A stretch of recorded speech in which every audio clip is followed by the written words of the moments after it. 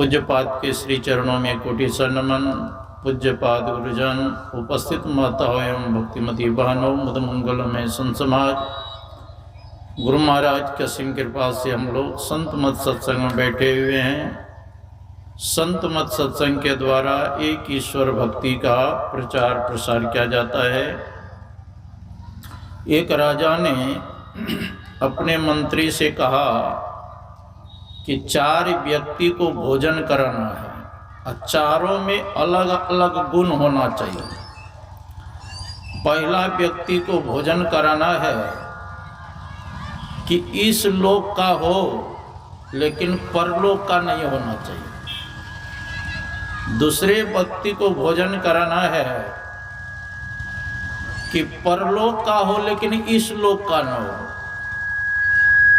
तीसरे व्यक्ति को भोजन कराना है इस लोक का भी हो और परलोक का भी हो।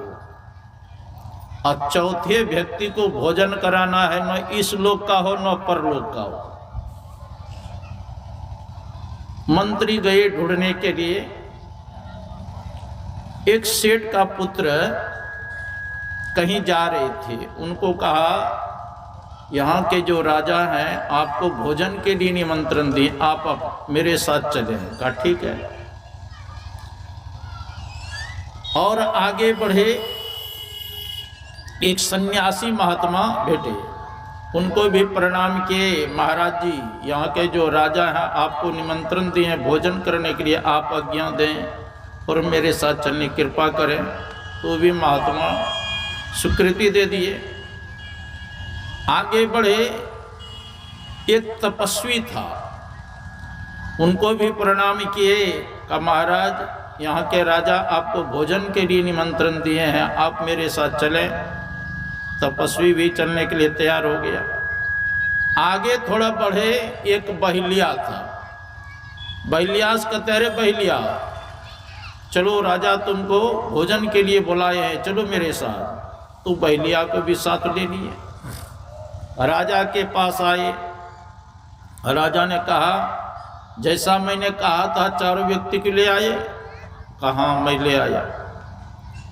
मैंने पहले कहा था कि इस लोक का हो लेकिन परलोक का नहीं हो। वो व्यक्ति पहला कौन है? कहा ये जो सेठ का बेटा है, ये इस लोक का है, ये परलोक का नहीं है। कहा कैसे? कहा देखिए, पूर्व जन्म में इन्होंने कुछ पुण्य कर्म किया था, इसलिए सेठ के घर में जन्म लिया है। यहाँ इसको खाने पहनने का, कपड़ा का, किसी चीज का दिक्कत नहीं है। जब तक इस लोक में रहेंगे ये सुखी से रहेंगे। लेकिन परलोक के लिए कुछ नहीं कर रहा है, न ध्यान कर रहा है, न सत्संग कर रहा है, न पुण्य कर्म कर रहा है, न ईश्वरीय उपासना कर रहा है। इसलिए यह इस लोक के है, परलोक के नहीं है। का दूसरा व्यक्ति मैंने कहा था कि परलोक का हो, इस लोक का नहीं हो। का ये देखते हैं तपस्वी जी महाराज, ये परलोक का है, इस लोक का नहीं है। यहाँ देखिए, इसको भरपेट भोजन नहीं मिलता है।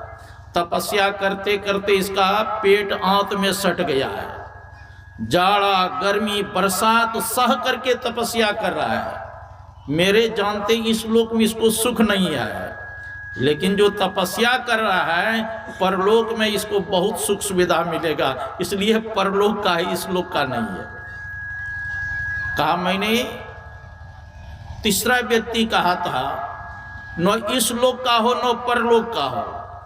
का ये बहिलिया देख रहे हैं ना, ये बहिलिया न इस लोक का है न परलोक का है। देख रहे हैं यहाँ पैर में इसको जूते नहीं है, शरीर पर वस्त्र नहीं है, भूखे प्यासे भी रहना पड़ता है, रात दिन जंगल में घूमते हैं, तो यहाँ भी इसको सुख नहीं मिल रहा है। और ये जंगल में बहुत पशुओं का वध किया है। जब इसका शरीर छूटेगा तो इसका बदला लेगा परलोक में, है ना।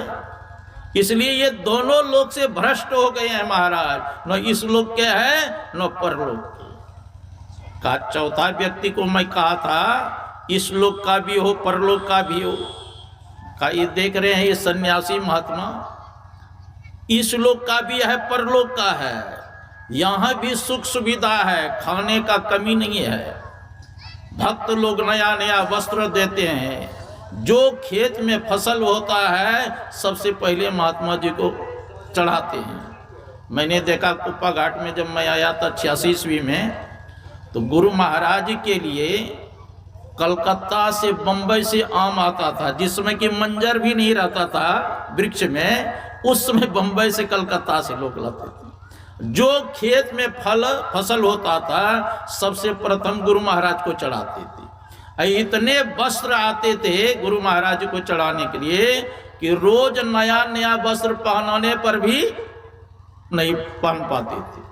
तो यहाँ भी इस महात्मा को कमी नहीं है, सब कुछ खाने का सुविधा है, पहनने का सुविधा है, और परलोक के लिए ध्यान कर रहे हैं, सत्संग कर रहे हैं, तो वहां भी सुख से रहेंगे, यहां भी सुख से रहें। इसीलिए भगवान श्री राम कहते हैं, जाओ परलोक यहाँ सुख चाहो, सुनि मम बचन हृदय दृढ़ गाओ, सुलभ सुखद मार्ग या भाई, भगति मोरी प्रण श्रुति गाओ। अगर इस लोक में भी सुख पाना चाहते हो और शरीर छूटने के बाद परलोक में भी सुख पाना चाहते हो, तो भगवान श्री राम कहते हैं भक्ति करना प्रारंभ कर दो। और देखो जी, भक्ति करने में कितनी सुविधा है। आप लेटे लेटे भगवान का नाम ले सकते हैं, बैठे बैठे भी भगवान का नाम ले सकते हैं, चलते चलते भी भगवान का नाम ले सकते हैं, घास गड़ते हुए भी भगवान का नाम ले सकते हैं, रोटी पकाते हुए भगवान का नाम ले सकते हैं। कितना सुविधा, इससे बेसी मिल गया। गद्दा है, तोशक है, तकिया है, पलंग है, उस पर बैठे लेटे आप भगवान का नाम ले सकते हैं। कितना सुविधा है। रघुपति भगति सुलभ सुखकारी, है ना। भगवान की भक्ति इतना सुलभ है, इससे और अधिक सुलभ है कुछ क्या, है ना।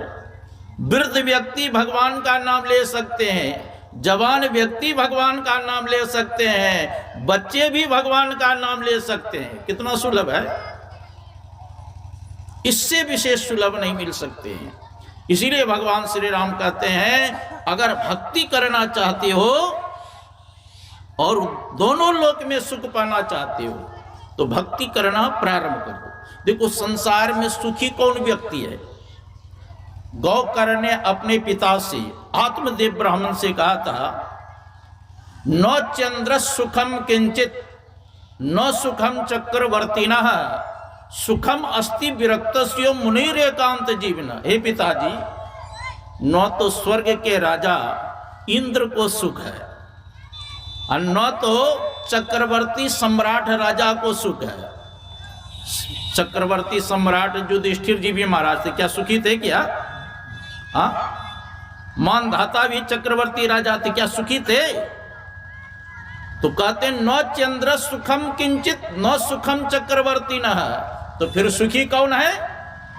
का सुखम अस्ति विरक्तस्य मुनैर एकांत जीवन।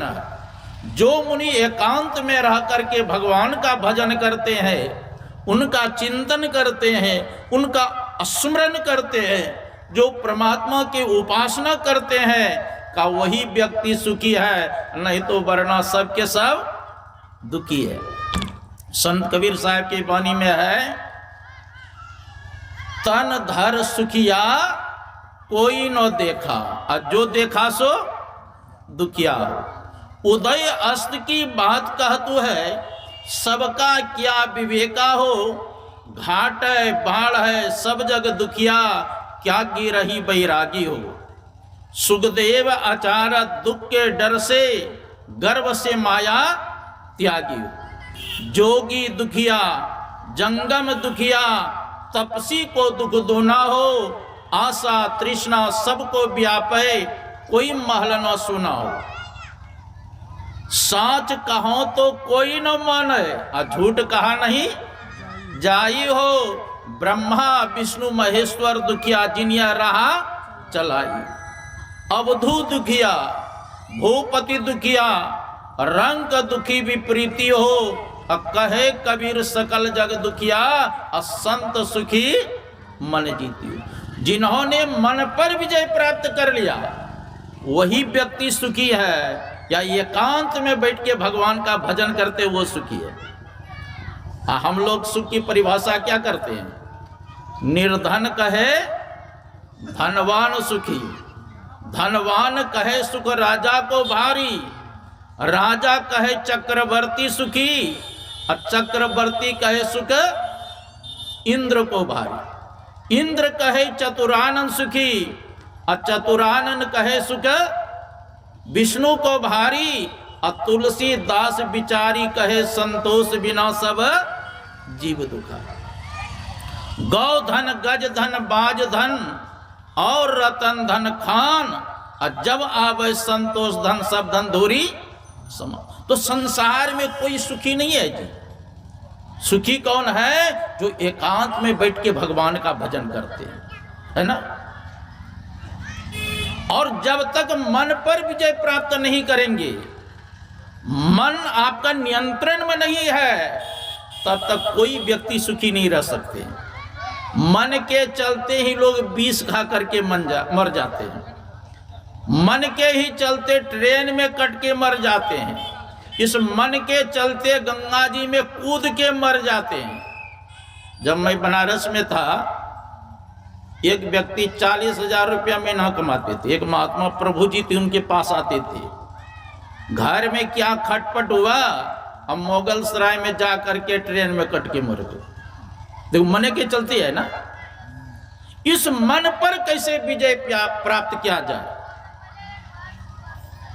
देखो भगवान कृष्ण सामने है, और तब अर्जुन क्या कहते हैं?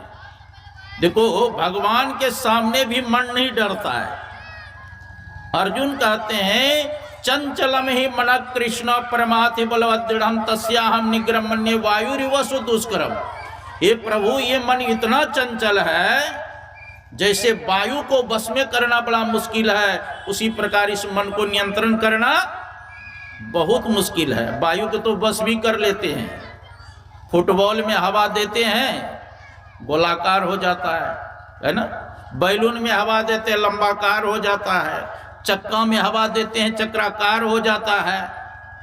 लेकिन मन को कैसे बस में करें? आजकल मंत्रिया लोग भूत को भी बस में कर लेता है ना। भूत को मंत्र के द्वारा बोतल में डाल देता है और ठेपी लगा के जमीन में गाड़ देता है, उसका भी छटपटी खत्म। लेकिन मन को कैसे बस में करें? अर्जुन कहते हैं मन बड़ा चंचल है। भगवान कृष्ण भी समर्थन करते हैं, असंशय माँ भाव, तुम जो कहते हो ठीक ही कहते हो, ये मन बड़ा चंचल है। तो अर्जुन पूछते हैं प्रभु आप भी समर्थन कर दिए, बस में होता कि नहीं है? कहाँ होता है? का कैसे? का अभ्यासे नो तो कौमते यो वैराग्य नो चो गृह्यते। अभ्यास और वैराग्य के द्वारा ये मन काबू में होता है, वैसे काबू नहीं होता है। पलटू दास जी महाराज कहते हैं मन नहीं पकड़ा जाए बहादुर जवान है, अकरत रहे खुरखुंद बड़ा शैतान है। ऐसा यार हरि बसत है हलक में, अरे हारे पलटू उड़ता कोस हजार पंख बिनु पलक में। देखो पहले 40 शेर का एक मन होता था। कितना शेर का? और शेर किसको कहते जानते हैं? जंगल के राजा को शेर कहते हैं। एक शेर अगर यहाँ आ जाए सत्संग स्थल पर तो सबका भगदड़ मच जाएगा कि नहीं? और जो 40 शेर चारों तरफ से आक्रमण करे तब क्या हाल होगा? वही 40 शेर का एक मन है कि नहीं?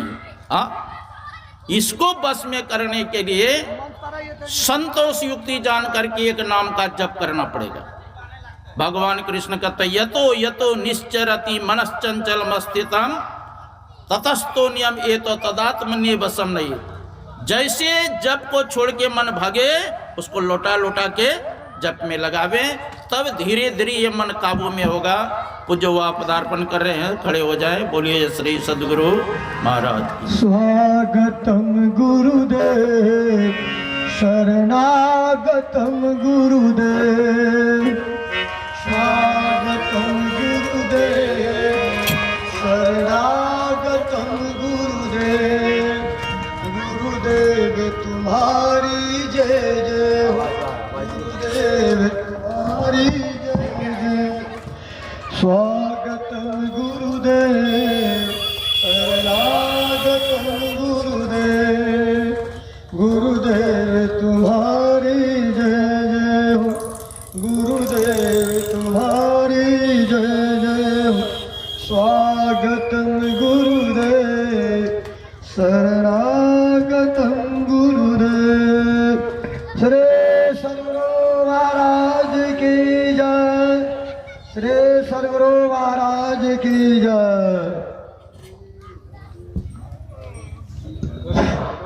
श्री सदगुरु महाराज की जय। पूज्यपाद का आदेश हो चुका है, कृपया सभी कोई अपने जगह पर शांतपूर्वक होकर बैठ जाए। बोलिए श्री सदगुरु महाराज की जय।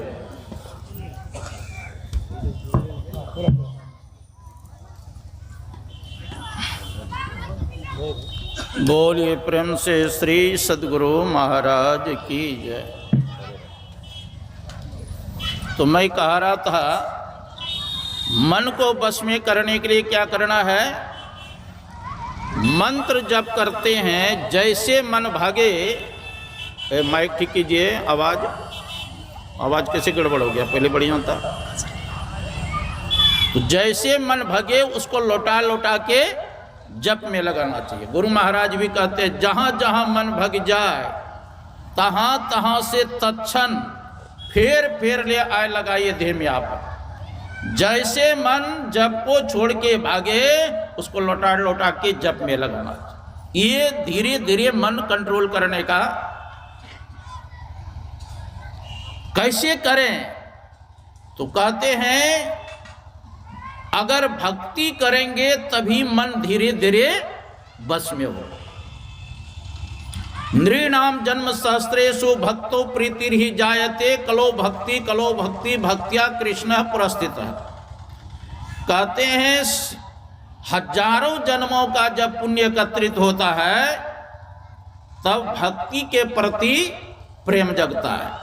एक जन्म के नहीं, नृणाम जन्म सहस्रेषु भक्तो प्रीतिर्हि जायते, तब भक्ति के प्रति प्रेम श्रद्धा उत्पन्न होता है।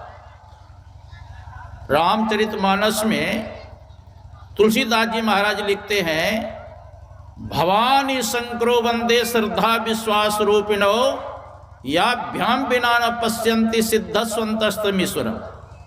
भगवान शंकर विश्वास के स्वरूप है, माँ पार्वती श्रद्धा के स्वरूप है। आपके अंतःकरण में परमात्मा रहने पर भी अगर श्रद्धा प्रेम विश्वास नहीं है तो ईश्वर का दर्शन नहीं हो सकता। तो श्रद्धा प्रेम भक्ति के साथ संतोष युक्ति जान करके साधन करें तो परम कल्याण होगा। विशेष रूप से हम लोग पूज्य वाक्य में से शरण करें। बोलिए श्री सदगुरु महाराज।